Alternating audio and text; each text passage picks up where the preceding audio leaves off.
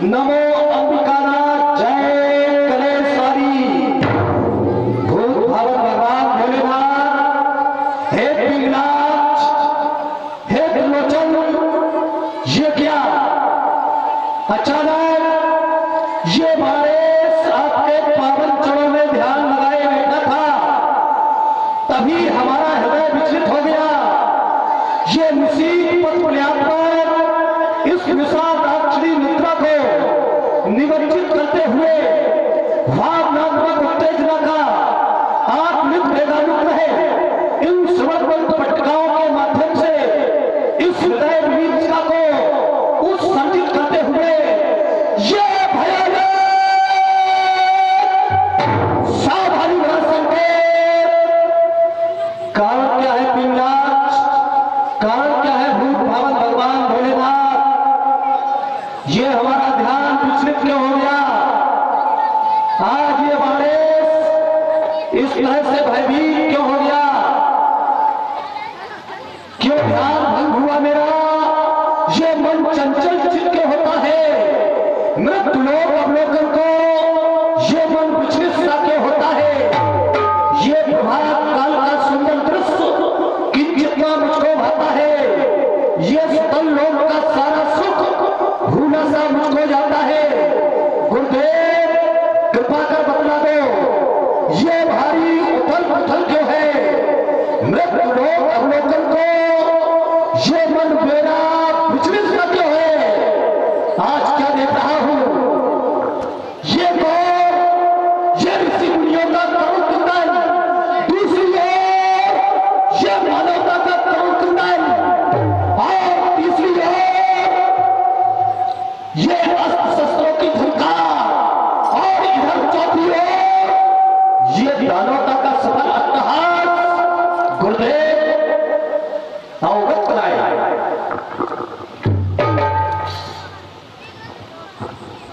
ओम नमः शिवाय, ओम नमः शिवाय, ओम नमः शिवाय।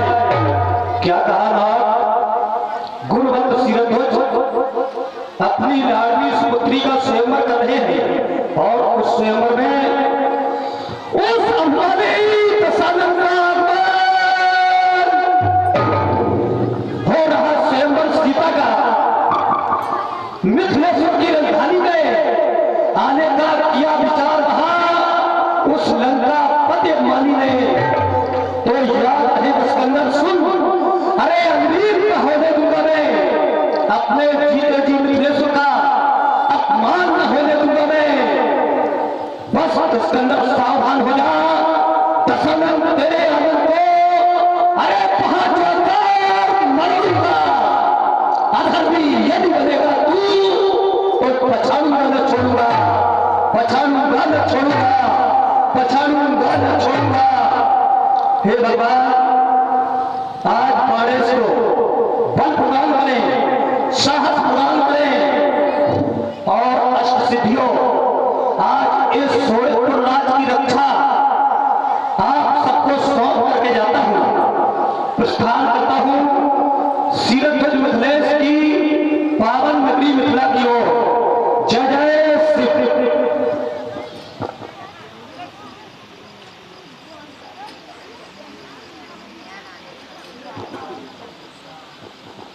महाराज प्रणाम।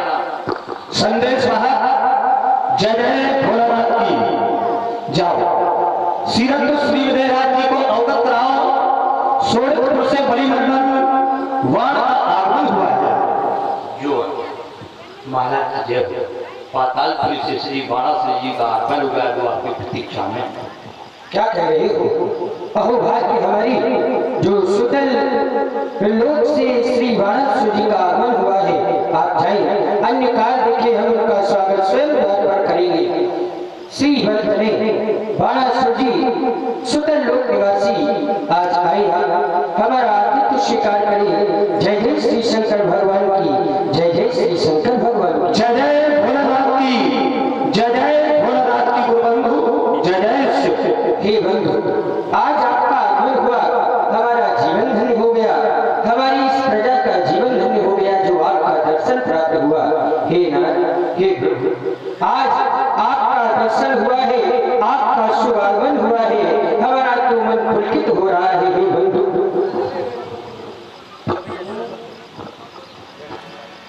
बंधु का शुभागमन,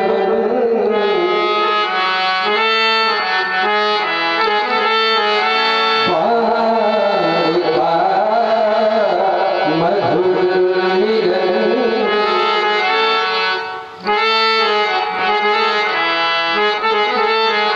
ये बंधु का शुभागमन, पार का मधुर मिलन, ये खिल उठी कली कली, महक उठी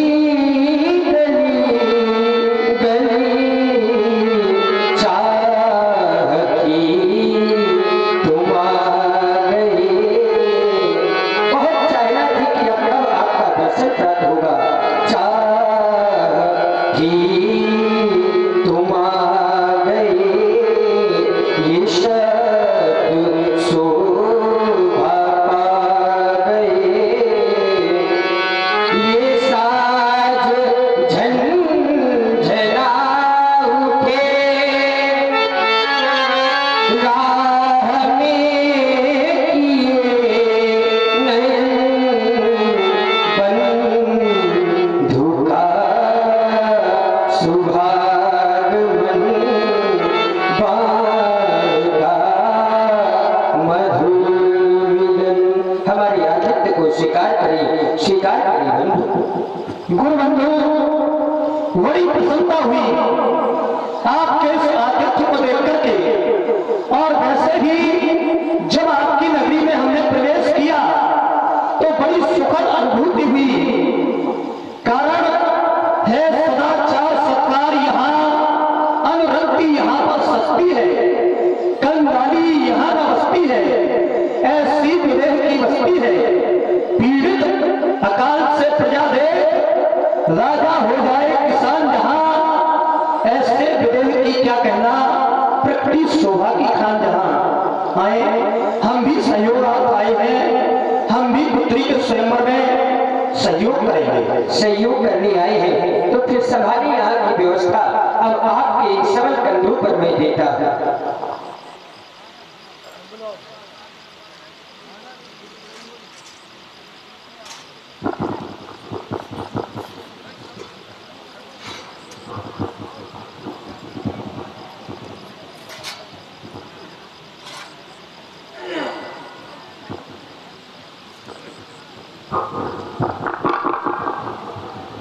पुष्पक पर आरूढ़ होकर आकाश मार्ग से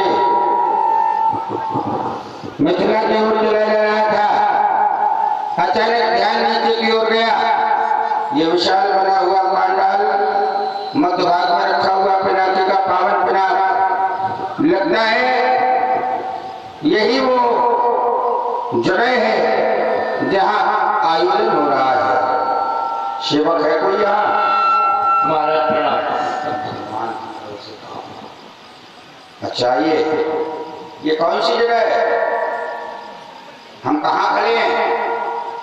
महाराज जहाँ आप आए भाई खड़े हैं, अरे जनकपुर में आ गए। ये कोई उत्तर थोड़ी हुआ। हमने ये पूछा कि वर्तमान में हम कहाँ खड़े हैं, इस जगह का क्या नाम है? ये पौंड्रिक नाम है इसका। पौंड्रिक? क्या बात है। पौंड्रिक तो अभी नहीं, पौंड्रिक तो आने वाले समय में होगा। कोई है इसकी व्यवस्था करने वाला? कोई नहीं है, यही तो है जो कुछ हो। अच्छा, कहो महाराज आपका आगमन। इस जगह का नाम बताइए। ये मिथिला है महाराज। क्या बात है, ये कहो। तुम तो कह रहे पौंड्रिक है। बता तो रहे महाराज, आपका आगमन कहाँ से हुआ? हम जहाँ से आए हैं वो अलग बात, लेकिन हम कहाँ आए हैं हमें ये पता होना चाहिए। तुम यहीं के हो? हाँ, इसी नगर के? हाँ, नगर थोड़ी दूर पर है कि यही नगर है? थोड़ी दूर पे। कितनी दूर?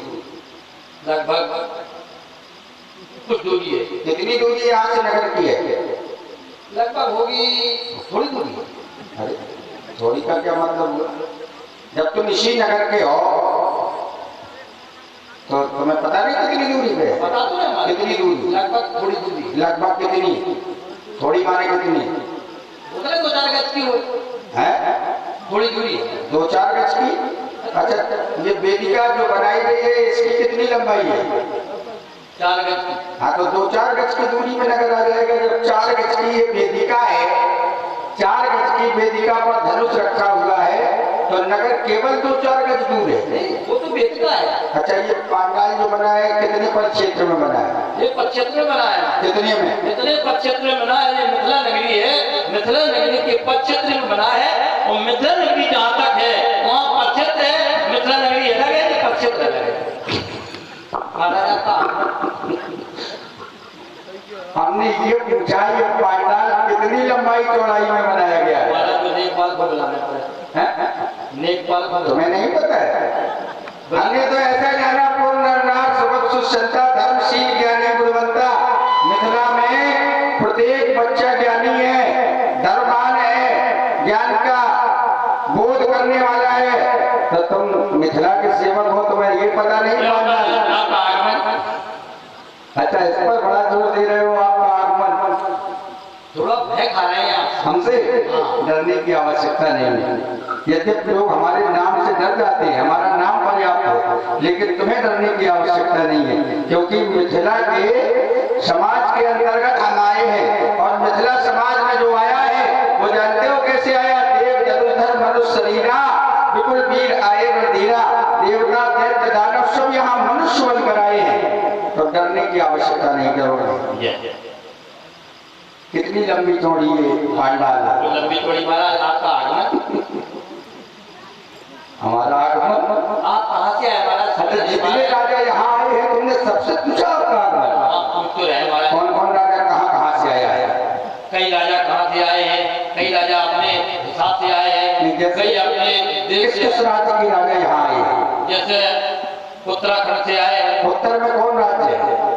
उत्तर में उत्तराखंड। उत्तराखंड कहाँ है भाई? उत्तर दिशा में अच्छा एक बात बताओ महाराज, कौन सा राज्य है? एक बात बताओ महाराज, आपका आगमन, तुमने कहा उत्तराखंड से राजा आए हैं, तो भाई उत्तर में कौन सा राज्य है ये तो बताओ। जैसे दक्षिण में हमारा राज्य है, जैसे दक्षिण दिशा में हमारा राज्य है। अयोध्या। क्या बात है, भूल क्यों डर क्यों रहे हो? उत्तर में अयोध्या है, तो क्या अयोध्या के राजा यहाँ आए? अरे राजा नहीं तो राजकुमार है। आप है बोलना आपका बात राजकुमारों की है ही नहीं। महाराज आपका देश देश के भूपति नाना, यहाँ तो राजाओं का क्रम है, राजकुमारों का कोई क्रम नहीं है। तो हमने ये जाना क्या उत्तर का राजा आए? महाराज आपका आगमन, हम जो पूछ रहे हैं उसका उत्तर करो। उत्तर के राजा आए हैं? अब महाराज भाई तो बिल्कुल नहीं सुन रहे हैं। हाँ, आप कहाँ से आए? आप जो बताओ। हमने बता तो दिया हमारा राज्य दक्षिण में। तो दक्षिण में क्यों हो आप? हम तो भय खा रहे हैं आप। दक्षिण में कौन सा राज्य है? तुम्हें नहीं पता? तो नहीं आता। सबको पता है दक्षिण में कौन सा राज्य है। हाँ उनका राज है। किसका? श्री रावण जी का। हाँ, हम वही है। इधर आओ, इधर आओ। लंका के भगवान श्री रावण जी का आगमन हुआ है, वो आपकी प्रतीक्षा था। क्या कह रहे हो? लंका की सम्राट, और वो भी हमारी मिथिला के रंगमंच के मध्य। जाओ तुम अन्य कार्य देखो। जय हो, जीवन धन्य हो गया आज हमारा। हमारी इस मिथिला में लंका की भारी सम्राट माँ टैक्सी के आंगन में विहार करने वाली श्री दशानंद जी का पावन आगमन हुआ है। ब्राह्मण कुलभूषण हे भगवान, यह हर्ष रोमांच सुख जनक आपके चरणों में शिरध्वज जनक आपके चरणों में प्रणाम करता है। यम नियम आसन प्राणायाम प्रत्याहार धारणा ध्यान और समाधि अष्टांग योग पारंगत योगीराज राजा जनक अपने मस्तक पर त्रिपुंड को स्थान देने वाले योगीराज राजा जनक, अपने आंखों में रिद्धि और सिद्धि को स्थान देने वाले राजा जनक, अपने बाहुओं में विशाल पराक्रम को रखने वाले राजा जनक, अपने कंठ में सरस्वती का वास कराने वाले राजा जनक, अपने हृदय में भगवान शंकर को स्थापित करने वाले राजा जनक, ब्रह्म शुक्र पर त्याग करने वाले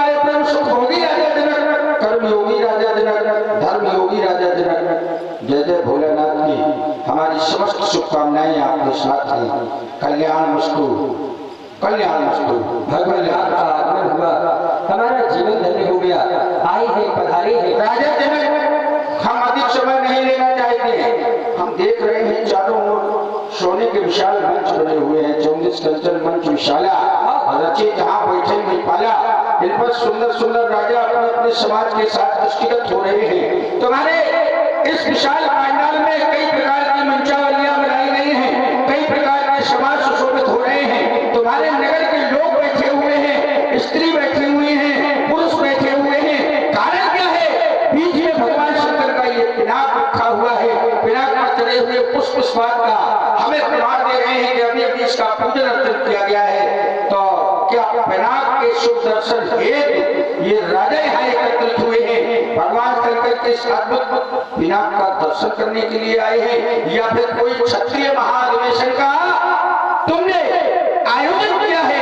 हम जानना चाहते हैं राजा जनक, तुम्हारे नगर में क्या हो रहा है? महाराज, हमारे इस यह धन वेदी पर रखा हुआ धन, ये सभी द्वीप द्वीपांतर से पधारे हुए महिपाल, युवराज भोपाल, हमारे नगर के नर नारी, ये सभी इस धनुष का दर्शन करने हेतु नहीं, बल्कि महाराज हमारी एक प्रतिज्ञा है, उस प्रतिज्ञा को पूर्ण करने के लिए सभी महिपाल यहाँ क्या प्रतिज्ञा है? जो वीर इस धनुष का खंडन करेगा, 2 खंडों में परिवर्तित करेगा, उसे हमारी सुकुमारी पुत्री सीता का विवाह उसके साथ होगा। जनक, हम तो आज तक ये समझते रहे कि तुम ज्ञानी राजा हो। संसार में लोग कहते रहे जास ज्ञान भवदिश नाशा, वो है राजा जनक जिसका ज्ञान कैसा है? संसार में व्याप्त अंधकार को समाप्त करने के लिए जैसे सूर्य की एक किरण पर्याप्त होती है, उसी प्रकार सूर्य की प्रखर किरण का जैसा तुम्हारा ज्ञान है। तो क्या तुम्हारे ज्ञान की यही पराकाष्ठा है? तुम कह रहे हो भगवान शंकर के इस विशाल आयु को जो चढ़ा देगा और 2 खंडों में परिवर्तित कर देगा, उसके साथ सीता का विवाह कर देंगे, ऐसी प्रतिज्ञा हमने की है। क्योंकि राजा जनक तुमने ऐसी प्रतिज्ञा, एक बार भी तुम्हारे मन में ये विचार नहीं आया कि भगवान शंकर के विशाल आयु को क्या निस्वार्थ के लिए समाप्त करवा देना उचित है? क्या यही ज्ञान की पराकाष्ठा है राजा जनक?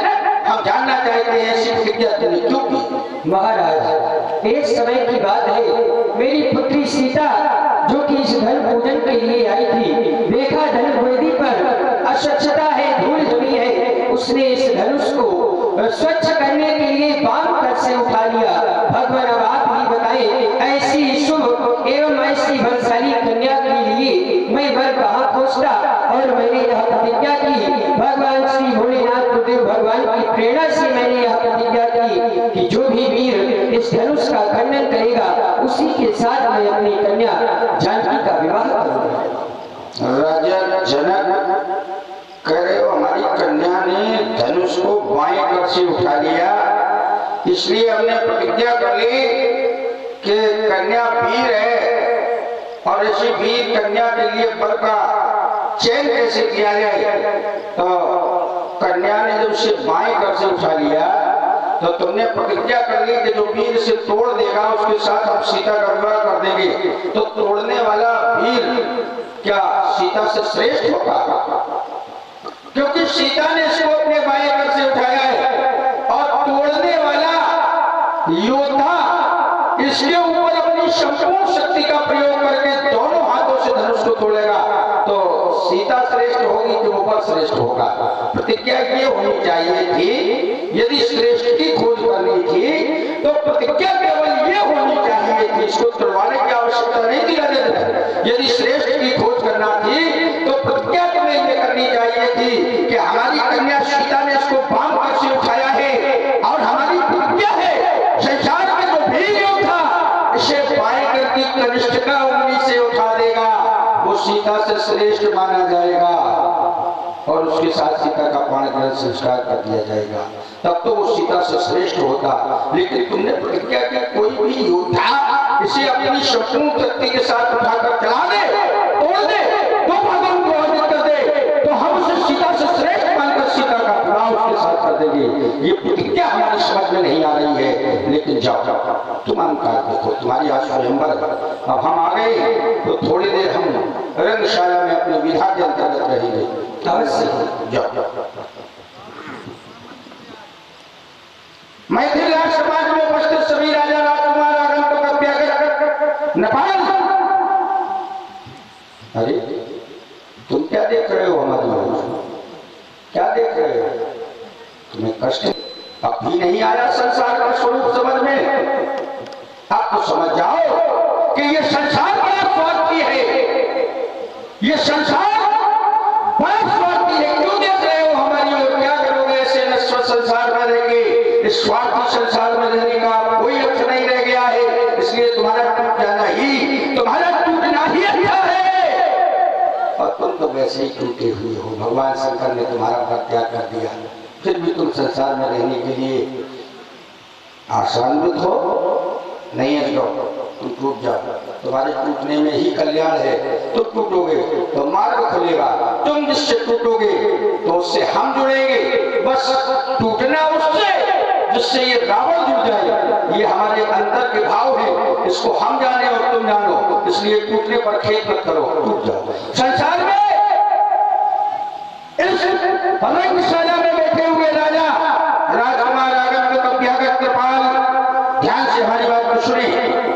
हमने सुना राजा जनक की प्रतिज्ञा है, जो वीर शत्रुओं को तोड़ देगा उसके साथ मैथिली का विवाह कर दिया जाएगा। तो देखें तो समाज में कौन सा माई का लाल है जो रावण की रहती धनुष को हाथ लगाएगा? संसार में कृष्ण मैया ने वो लाल को जन्म दे दिया है जो मेरे रहते गुरु आयु का अपमान कर देगा। मेरे रहते भगवान शंकर के इस पिनाकी की पावन पिनाक को उठाकर तोड़ेगा। मैं देखना चाहता हूं ऐसे वीर पुंगों को समाज में यदि कोई है तो रावण की चुनौती है कि देखो आज समाज में ये कौन बड़ी बर्बाद दौड़ चलाए हर जाएंगे। ये तोड़े धनुष प्रचंड मेरे रहते भगवान शंकर के पिनाक का कोई अपमान नहीं कर सकता है। तोड़ने के बाद तो जो कौन भी धनुष की ओर देखने का प्रयास न करे, अन्यथा उसको सामना करना पड़ेगा, सामना करना पड़ेगा, सामना करना पड़ेगा।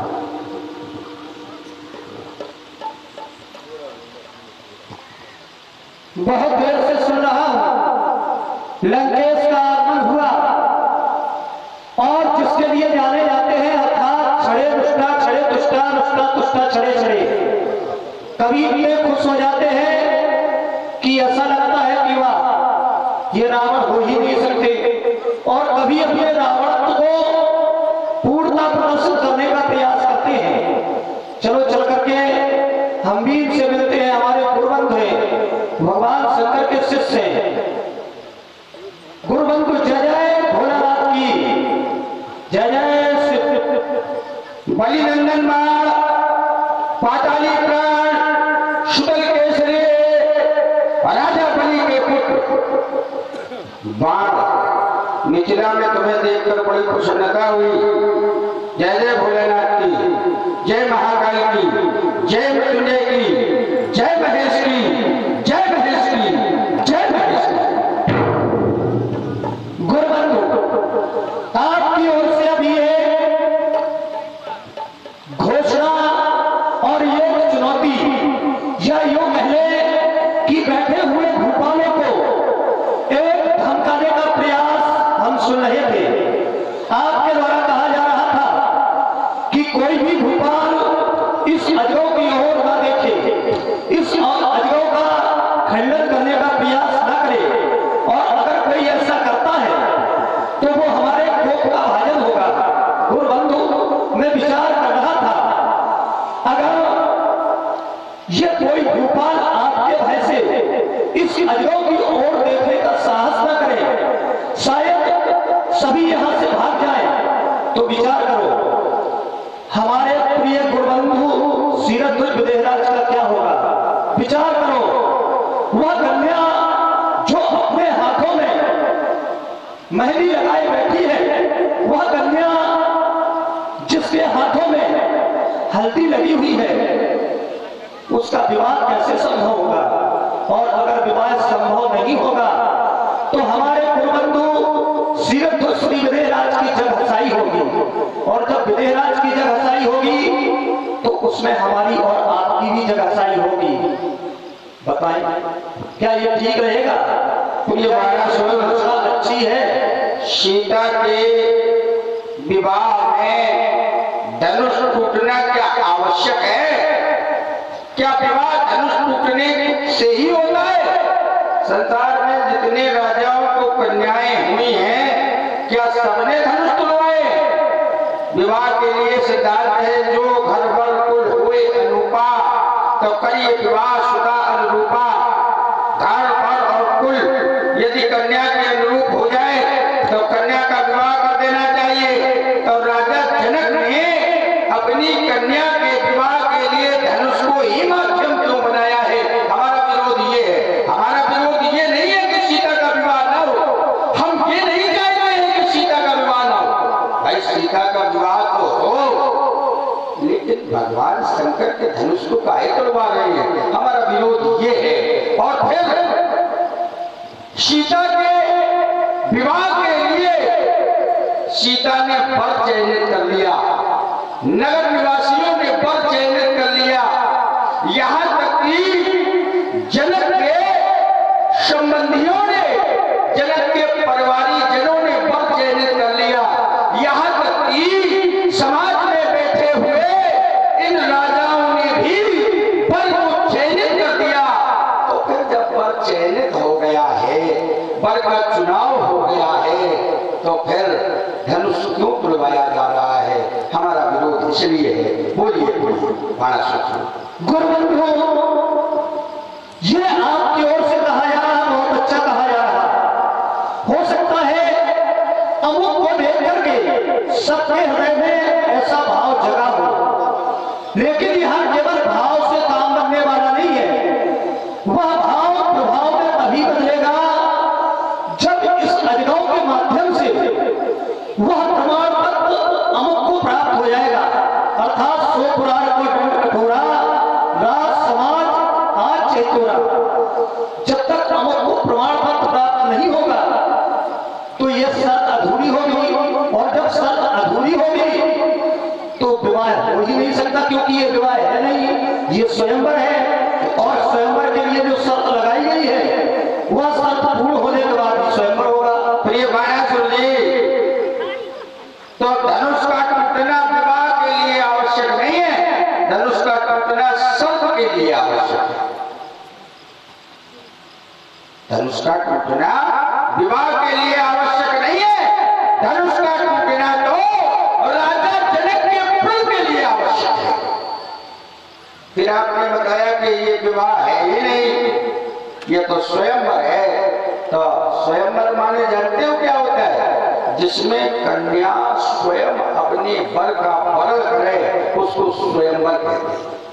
तो क्या सीता की इच्छा के अनुसार सीता को वर का चयन करने की स्वतंत्रता है? नहीं है। राजा जनक का प्रण लगा हुआ है, राजा जनक के प्रण के अनुसार ही सीता वर का वरण करेगी। सीता की इच्छा के अनुसार सीता अपने वर का वरण नहीं कर सकती है। अब तुमने कहा कि हमें एक बात समझ में आ रही है, तुम धनुष तुड़वाने के पक्ष में हो। हम धनुष तुड़वाने के पक्ष में हो या ना हो, लेकिन हम महाराज जनक का प्रण पूर्ण कराने के पक्ष में है। महाराज जनक का प्रण पूर्ण इस धनुष को टूटने से हो रहा है या नहीं टूटने से हो रहा है, इससे हमारा कोई लेना देना नहीं। भाई महाराज हम महाराज जनक के पक्ष में खड़े हैं। महाराज जनक के पक्ष में हो। महाराज जनक का प्रण है, कोई पुराण को दंड कठोरा, राज समाज आज चेतोरा। बस तो हमारे धनुष तुड़वाने के यही तो उनका पक्ष प्रबल हो रहा है। इसीलिए तो तुम उनके पक्ष में हो, क्योंकि इस धनुष ने जब भी किया है तब तुम्हारे वंश का संहार किया है। और तुम सोच रहे हो कि हम इसको तुड़वाई देंगे, न रहेगा बांस न बजेगी बांसुरी। कहीं ऐसा ना हो कि भविष्य में हमारा क्रम लग जाए, धनुष बना रहे तो ये कहीं हमारे ऊपर हावी हो जाए। तो तुम विचार कर रहे हो कि हम इसको नष्ट नहीं करवा देंगे। अब देखो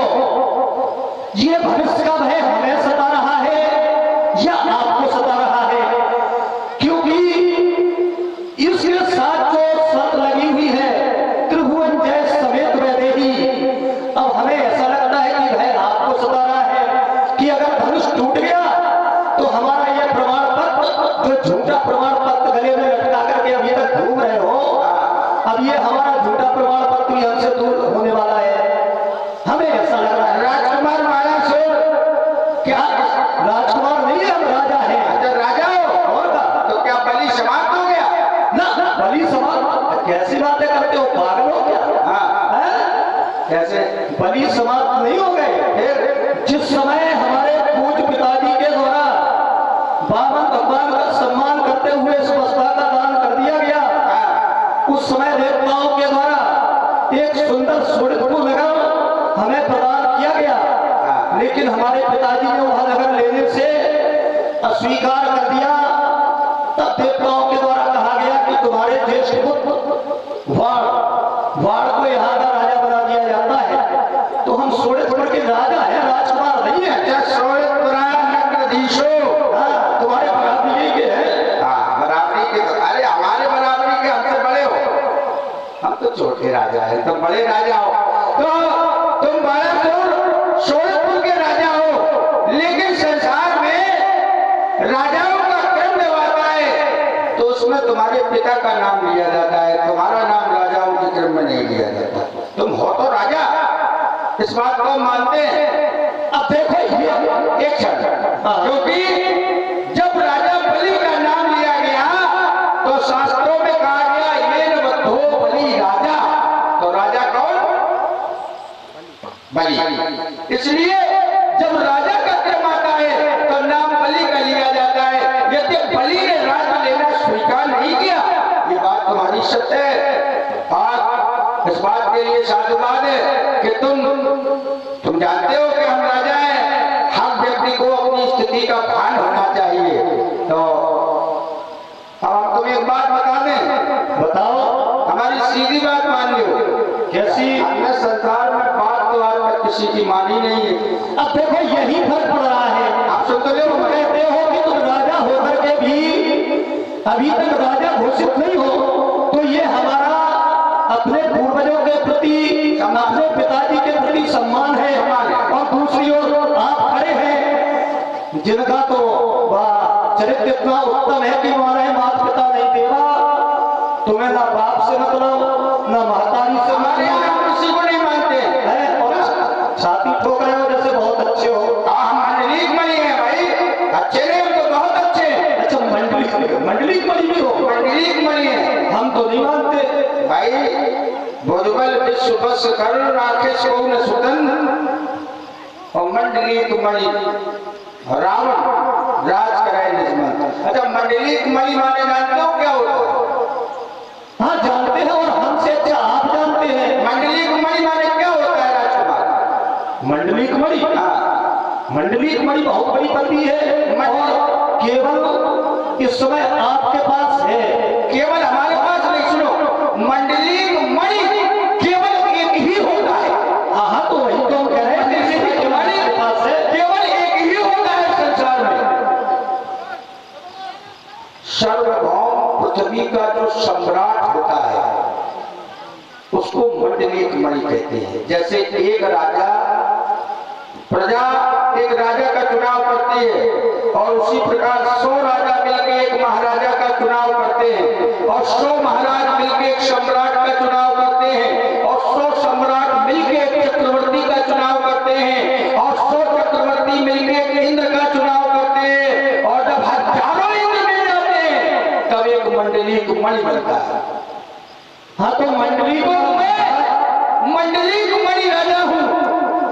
अब हमारी बात तुम ध्यान में सुनो। अब तुम मंडलिक मणि बने रहो, हमें इससे क्या फर्क पड़ रहा है? आज कोई फर्क नहीं पड़ रहा है, पता है तुम्हें नहीं पड़ेगा फर्क। आप मंडलिक मणि हो, लेकिन हमारे यहाँ के तो छोटे छोटे बालकों के बराबर भी नहीं हो। नहीं है। बलि जीतन ये कहो पाताला, शिशुन बांध रखा है साला, खेल है बालक मारे जाई, दया लागल दीन छुड़ाई।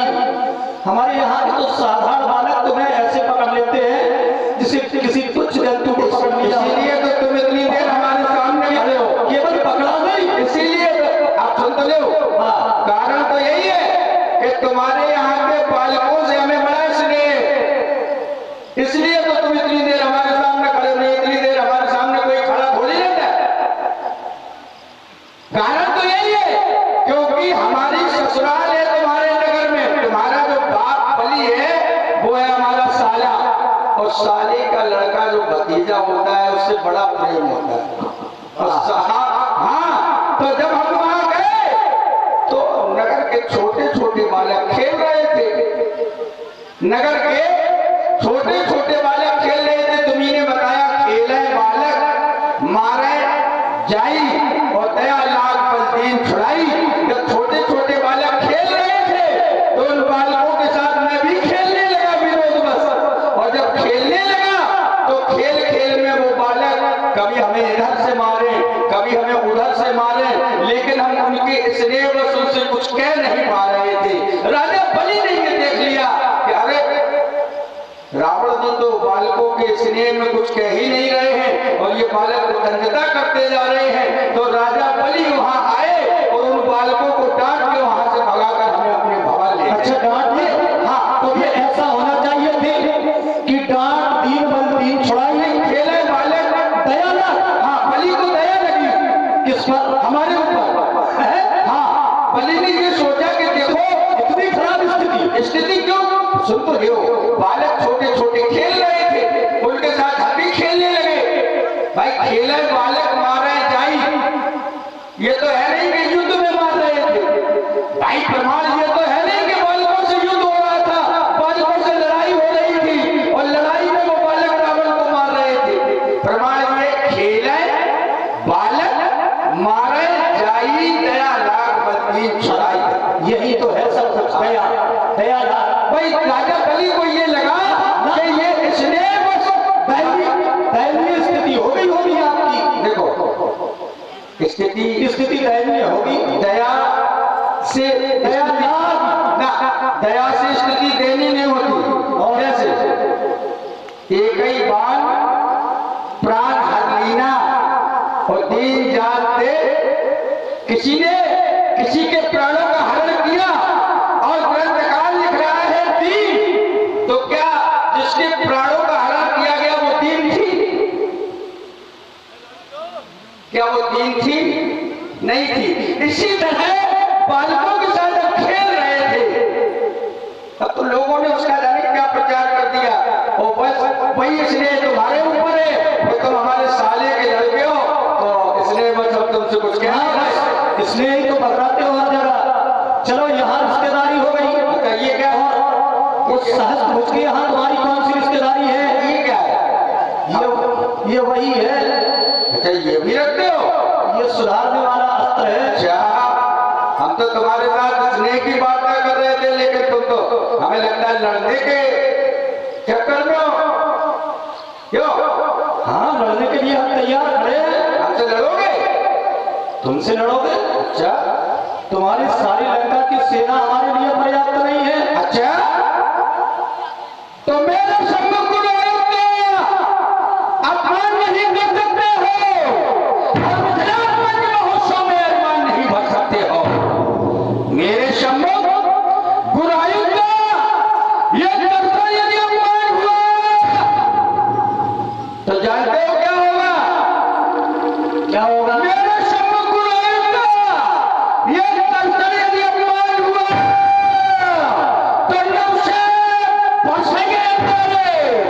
शंकर का होगा रौद्र रोग, फिर भाव का पत्थर होगा। मिथिला में अब नहीं धनुष का क्षण होगा। धनुष का क्षण होगा होगा होगा। और वह कौन वीरता जो हमारी वीरता मोड़े, दिखाकर प्रबल पराक्रम सही गंभीरता मोड़े। अरे बिहारू पुष्पदन में उसको वो मेरे सामने आए, कहीं ऐसा ना हो हमें से भले घनघोर मच जाए न संभलूंगा संभाले से। अरे अब मैं कौन मिला दूंगा मचाकर क्रांति भूतल पर माता को दिखा दूंगा। तेरी छाती में इतने बार नहीं जो झेले बार कपाली का। और बेटा मिथिला में मत जाएगा तो क्या होगा तेरी घरवाली का? अगर अकेले डर लगता है तो सुतन सूचना भिजवा दे। सेना तेरी जितनी है तू उसको यहाँ बुला ले। रहना जाए हैरानी, रोपेगी वो तेरी मैया विंध्यावली रानी कि कुछ ना कर पाए मिथिला में उस विश्वविजयी मर्दानी का। तुम खोलो मत हम करें बात, देखे जो हर जोर जवानी का। मारे वीर जब राजा रघु जैसे